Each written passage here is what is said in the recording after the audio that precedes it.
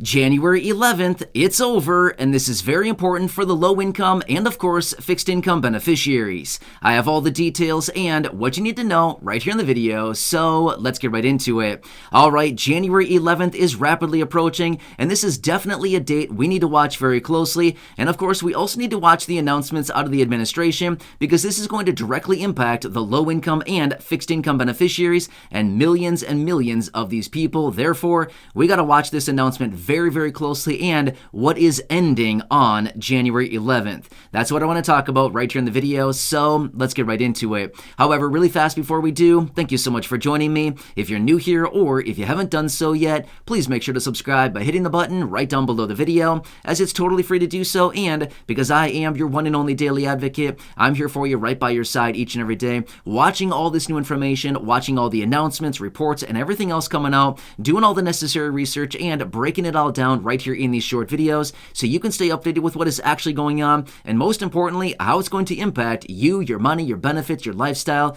your bank account, and of course, anything out there right now you can possibly grab and or take advantage of, including money, benefits, raises to benefits, checks, programs, stimulus, or anything else like that. Of course, I want to bring it to your attention right away as well. So again, thanks so much for joining me. Please subscribe down below if you haven't done so yet so you don't miss any videos going forward. And remember, I'm here for you in any way that I can be. That's my dedication, that's my commitment, and as always, I'm sticking to it. All right, thanks again. Let's jump into it and talk about January 11th and why this date is so incredibly important for literally tens of millions of low-income and fixed-income beneficiaries, what is ending, and if it actually does end, what kind of disaster this could spell for a lot of low-income and fixed-income people out there. So let's talk through this because this is a big deal. And this is not going to be a pretty picture when this thing ends. However, will it possibly be extended? Possibly, but we don't know that. As of right now, it is set to expire, and that is the Public Health Emergency Declaration. Why is this important? Let me break down the details for you because this is a key thing that is in place right now. In fact, it's been in place for about 3 years. And again, it might actually be expiring. Now, here's the thing. This was brought into effect way back in January of 2020. So yes, about 3 years ago is when the Public Health Emergency Declaration was brought into effect, obviously because of the whole COVID situation, right? When the whole thing started way back in early January 2020. However, between then and now, we've had multiple different extensions on this. In fact, the latest extension was way back in mid-October of 2022, right? So October 13th, 2022 is when it was supposed to be expiring. However, they came out during that time, actually the day of, and they said, we're going to extend it for another 90 days, which happens to bring it to January 11th, okay? The end of the day, January 11th, is when the Public Health Emergency Declaration is set to expire. However, let me break this down for you a little bit further here because this could be a major disaster in a lot of ways. First off, let me point out a few different things and how this directly relates to the low income and fixed income. Now, of course, there's many more reasons why this is going to be a disaster, but let me break this down for you because I know a lot of you here in the community are low income and fixed income, and therefore I want to focus on all of the effects for the low income and fixed income, and that's why I want to break this down for you. All right, so here's what it comes down to. First off, for those of you that are located in the roughly 20 states out there right now that have been receiving the extra allotment for your SNAP benefits, that can only be sent out in the event that the Public Health Emergency Declaration is in place. Once it expires, guess what happens to that extra allotment for your SNAP benefits? That's it. It's over. That is it. It's over for the extra allotment for roughly 20 states out there right now that are still sending it out for millions and millions of SNAP beneficiaries, otherwise known as Supplemental Nutrition Assistance Program, and also often called food stamps, okay? That extra allotment that you've been getting for many months now, in fact, probably a couple years you've been getting it, that's it. Once the Public Health Emergency Declaration expires, it's over. That's it. They can't send it out anymore. Now, to be fair, they can send it out for about an extra 1 month after it expires, but after that, done. No more extra allotment, okay? That's very important, especially right now, as we continue to see food prices continue to rise literally every single month.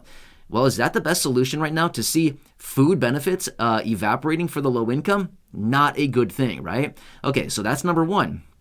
Next, as of right now, there's about 90 million Medicaid beneficiaries. Not to be confused with Medicare, but rather Medicaid. There's about 90 million Medicaid beneficiaries right now. Is that bad? It's not bad. I'm not saying that at all. I'm simply saying that's about the number as of right now. However, as a result of the public health emergency declaration, here's what's been happening. Over the last couple of years here, basically states haven't been going through and purging anybody out of Medicaid who may not be eligible. However, guess what? As soon as the public health emergency declaration expires, guess what happens? A lot of federal funding to the states for Medicaid also dries up. Well, guess what happens then? The states will be forced to go through their Medicaid rolls and start taking people off. Well, guess what that's going to result in?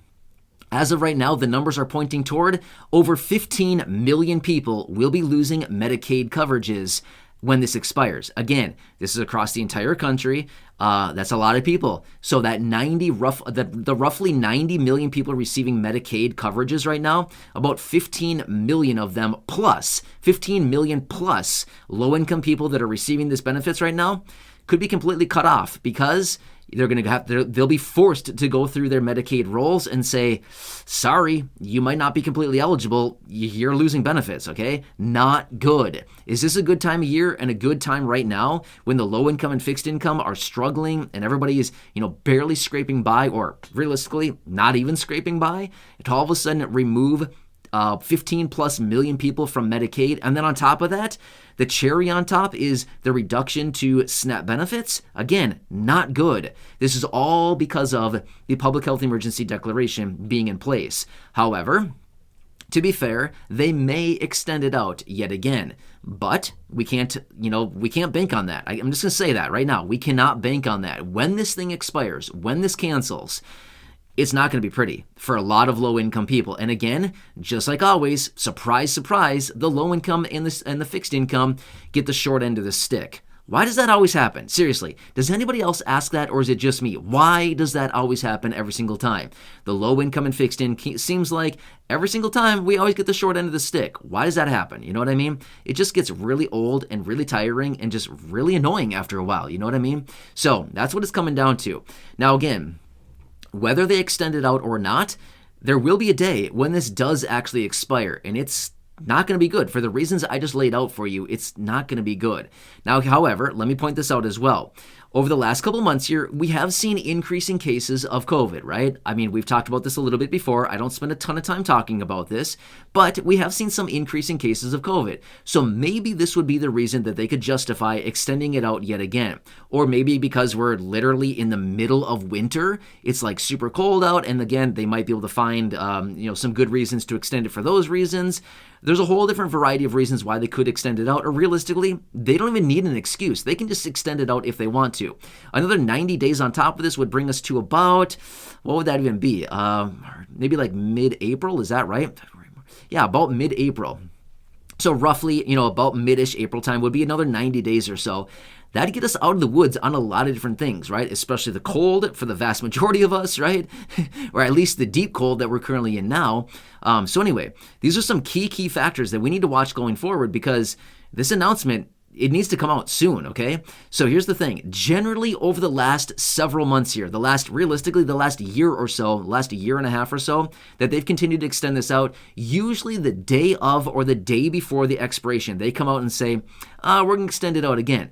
I wouldn't be shocked yet again to see them come out literally the day of or the day before and say, we're going to extend it out again. So as I do get those details, of course, I'll bring that to you. But as of right now, we've got nothing, okay? So I just want to bring this to your attention. Very, very important. We got to pay attention to this stuff, especially as it pertains to the low income and fixed income. Of course, I'm watching all this stuff closely, and I need to bring this to your attention just so that we can all be aware and be on the same page as far as what's going on and how is it going to impact us, the people, right? Anyway, I'm here for you in any way that I can be. If you have any questions, comments, feedback, anything like that, please leave it down below in the comments section. Otherwise, if I see any of the same comments coming up time and time again, of course, I will make a dedicated video about that. Otherwise, I hope this helps you out a little bit. Please don't get too worried about this, okay? I just want to say that much as well. We will get through this. It's all going to work out. I can promise you that much. It's all going to work out.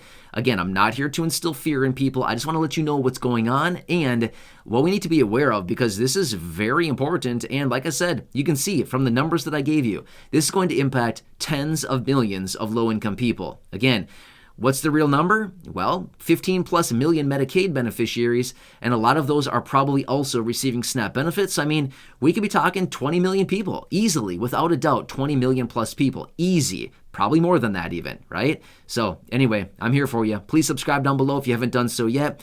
Make sure to share this video with your friends, family, social media. Go back and check out any of the other thousands and thousands of videos here on the channel. And also feel free to share those with your friends, family, and social media as well. Until next time, please have a nice day. Enjoy, and I'll catch you again later in the next